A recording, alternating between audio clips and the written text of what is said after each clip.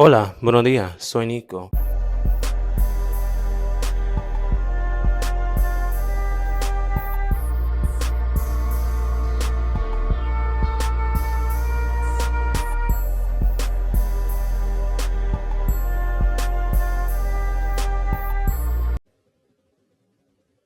I'm sorry?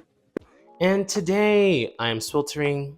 This is my third time recording this video. First time I messed up. Second time my roommate started screaming for some unholy reason and it echoed throughout my entire video. So let's move forward. I'm sweating because I have to build an AC unit. I needed to get a stand so that the AC unit does not fall out of my window. And from there, I am here. Nico, I've already explained this in detail twice.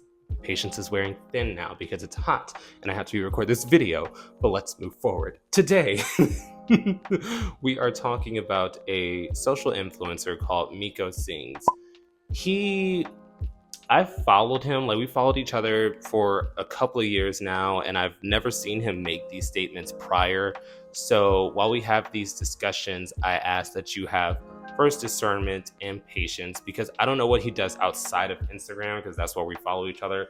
If he has a completely different personality, take what I say with a grain of salt. Because I've actually met him in passing when I was in LA walking back from a haircut, and he seems like a very sweet person. So recently, he posted about how he has been going through a domestic violence situation with his significant other who he did not name. And in this situation, I can't play the video as per usual, but the significant other basically walked into the room and Miko was saying, "Hey baby, what's up? How are you feeling?"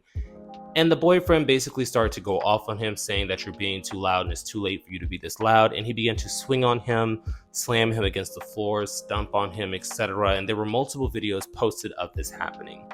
And when this happened, seeing as how I have followed him for years, I met him in person in LA. He seemed like a genuine person. I'm like, I'm not going to say anything until more information comes out because I don't want to just run with what has been stated so far. And while I was waiting, other T blogs basically picked it up and went on a, you know how they do. So basically, other T blogs basically picked it up and other people begin to add in their commentary. And one person who tends to be very messy on social media basically quote tweeted the T account saying that Miko has posted these videos multiple times. This isn't the first time, and he's only using this as a ploy to market his music.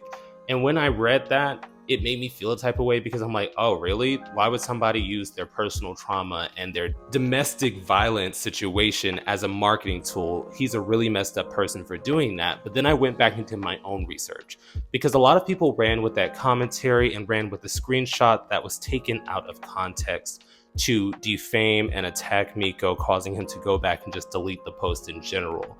So basically, the music that was quoted, that was quote unquote being marketed by his domestic violence situation, was an old snippet that was posted weeks to months ago that was covering the situation of his relationship. It didn't even discuss the domestic violence aspect of it. It was basically holding a conversation about being neglected, feeling like he wasn't appreciated, feeling like it wasn't worth it in the end. And he posted both clips of his conversations with his significant other, but also them laughing together, them arguing, but never the actual violence. So that's why I felt like I should clarify the miscommunication in that aspect, because the domestic violence that he posted in the videos in the deleted post was not correlating whatsoever to the music that he was promoting weeks ago.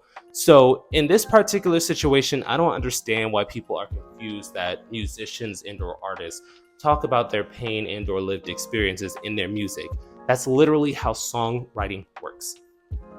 Like, being messy in general is just tired, especially when it comes to a serious situation like this. But in this particular situation, someone writing about a failed relationship that affected them heavily is how most songwriters work. That's why when you see actual singers that write their songs sing songs, they sometimes break down in tears. Like Summer Walker, when she's on stage and she sings those songs about London, she cries. And the audience takes a moment to just realize this is a person being vulnerable with a large crowd of people. In this particular situation, I don't know why his music that he posted in the past was being used in a way to defame him and make him look attention hungry, But from what I saw in that post, from what I saw in the videos that he posted, it was real. It doesn't matter if he's posted these videos before and not, because I have not seen it on his page, but maybe he's posted it elsewhere. Point is, that was a real thing that happened to him, and it is perfectly okay for people to come out and discuss what they went through. I don't do victim blaming. I don't do the whole you should just keep it to yourself. People that are in the public eye still go through things that happen behind the scenes that affects them.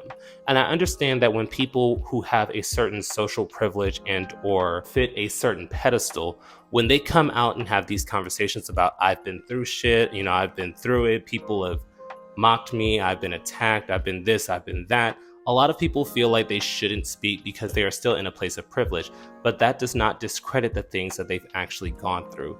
So in this conversation, I definitely want to hear your opinions down below. How do you feel about musicians putting their feelings and their experiences into their music and then it being used to defame and disrespect them when they actually come out about the situations that they've gone through?